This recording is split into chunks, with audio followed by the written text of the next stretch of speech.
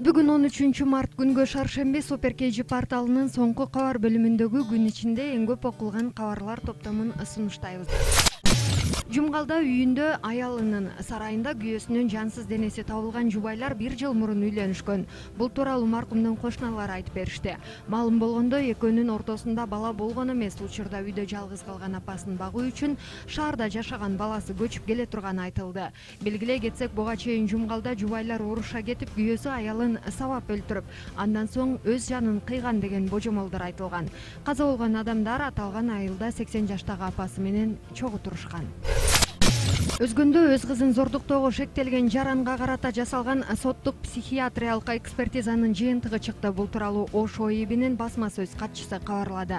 Экспертизанын жыйынтыгында шектүү жаран кызын зордуктап жүргөн убакта акыл эси соо болгону аныкталды. Ушул же кийинки жумада иши сотко өтөт. Ал эми жабырлануучу кыз төрөй элек, деди ал. Айта кетсек, буга чейин шектүү 2004-жылы туулган кызын зордуктаганын мойнуна алган. Учурда кош бойлуу кыз кризистик борборго жайгаштырылган. Татарстанда орус президенти Владимир Путинге көрүстөн орноткон активист кармалды. Маалыматка ылайык, 10 мартта Татарстандагы активисттер Путиндин сүрөтү түшүрүлгөн эстеликти тергөө комитетинин алдына орнотуп кетишкен. Ага орус президентинин толук аты жөнү менен кошо 1952-2019 деген жазуу түшүрүлгөн.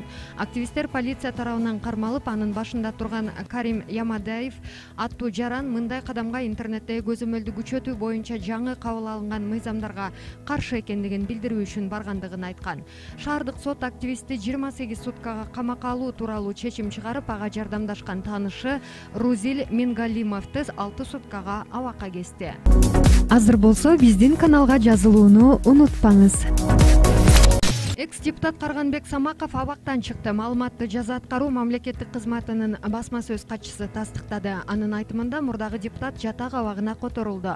Карганбек Самаковдун иши жыл башында күчүнө кирген жаңы кодекске ылайык кайра каралып, жатак абагына которулду. Эми экс-депутат өлкөнүн аймагынын ичинде каалагандай ишмердүүлүктү жүргүзсө болот. Белгиленген мөөнөт аягына чыга электе мыйзам бузса кайра абакка кайтарылат, деди ал. Айта кетсек, экс-депутаттын жазасын өтөп бүтүүгө дагы 1,5 жылга чукул мөөнөтү калган. 11 мартта Бишкекте Кыргыз Республикасынын сотторунун 11-курултайы өттү. Ага президент Сооронбай Жээнбеков катышып, сотторго тозок жана бейиш тууралуу айтып берди. Анда ал акыйкаттуу чечим кабыл алган сот бейишке, чындыкты билип туруп акыйкатсыз чечим чыгарган соттор тозокко кирет деп айткан. Буга байланыштуу Супер KG порталы мамлекеттик кызматкерлерди тозок менен коркутуп, коррупцияны жеңсе болобу деген собол салды.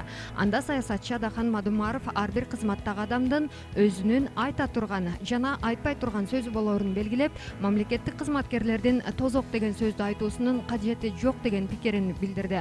Ал эми акын Темирлан Ормуков тозокту айтып коркутуу менен коррупцияны жоюу мүмкүн эмес деген пикирин айтты. Ушул эле собол боюнча Жогорку кеңештин депутаты Максат Сабиров, Конституциялык палатанын мурунку соту Клара Сооронкулова, экс-депутат Асия Сасыкбаева, коррупцияга каршы күрөшүү боюнча ишкердик кеңешинин төрайымы Нурипа Муканова жана саясаттануучу Даниэль Кадырбековдун пикирин билүү үчүн порталдын соңку кабар бөлүмүнө баш багыңыз. Ушул жана башка маалыматтар менен сиздер 3W Check It Super Check It KG сайтынан тааныша аласыздар.